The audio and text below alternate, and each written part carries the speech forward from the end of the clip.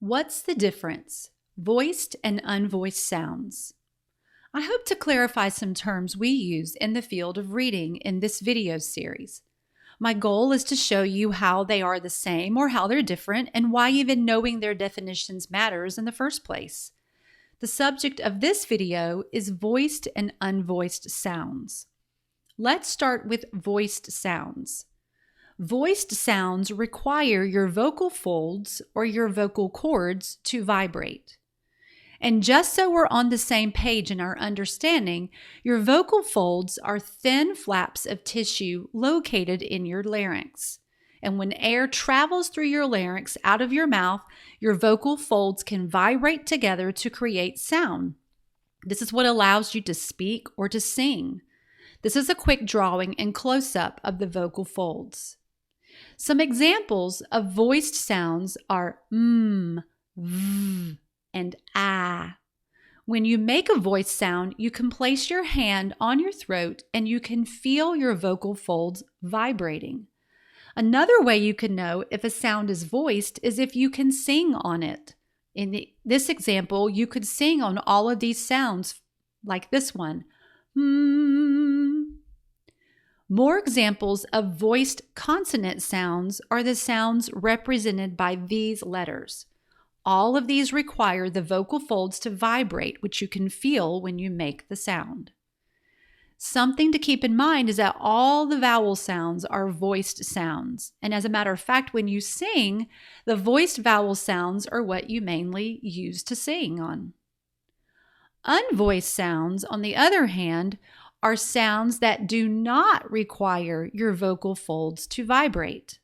Some examples of unvoiced sounds are k, s, and t.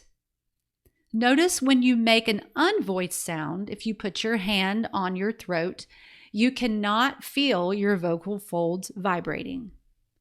Some examples of unvoiced consonant sounds are the sounds that are represented by these letters. None of these sounds require the vocal folds to vibrate. And remember, we won't have any vowels in the unvoiced category. The symbols you might see in some of my resources, like my spelling folder, are the sound symbol to show voiced sounds and the mute icon to show unvoiced sounds. Now, do voiced and unvoiced sounds even matter? Yes. While there's several reasons, I want to just cover one in this video, and that is understanding voiced and unvoiced sound pairs.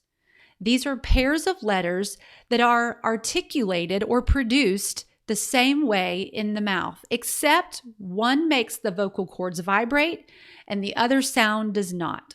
Here's an example of that. We have d and t. Both sounds are produced the same way in the mouth, but d makes the vocal cords vibrate while t does not.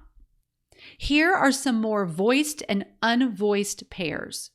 All of the sounds in the first column are voiced, while the matching pairs in the second column are unvoiced. Now, I will say the last pair is an interesting one. Most people make both sounds voiced. So instead of window and whale, we typically make both of the initial sounds voiced like this: window, whale. Where this understanding of voiced and unvoiced sound pairs comes into play would be when you look at the spellings of young children. Their spellings are not as random as we might think. For example, if a child is writing in a group setting, which they typically are, and so they're having to whisper to themselves to figure out how to spell the word, more than likely their vocal cords will not be vibrating, even on the voiced sounds. So it makes sense to see why a word like frog could be spelled this way: frog. It makes the sound at the end. The G sound, or the G and the K, are voiced and unvoiced sound pairs. So when the child's whispering, their vocal folds will probably not be vibrating. Hence, your G sound is going to sound or feel more like k in the mouth. All right? So if a child was whispering the sounds in bird, why might it be spelled like this? Well, again, we have a voiced and we have an unvoiced sound pair, which is the d and the t. So the D sound will sound more like the unvoiced t when the child whispers it. One resource I want to point you to is my updated spelling folder for first and second grades. Now, I will say if you teach kindergarten or upper grades, you are more than welcome to use this too. In it, your learners will find spelling help, which does include voiced and unvoiced sounds with the icons to help your learners know. I'm going to provide the link to this free resource in the description below. Thank you so much for joining me at This Reading Mama, where you'll find hands-on learning for home or school.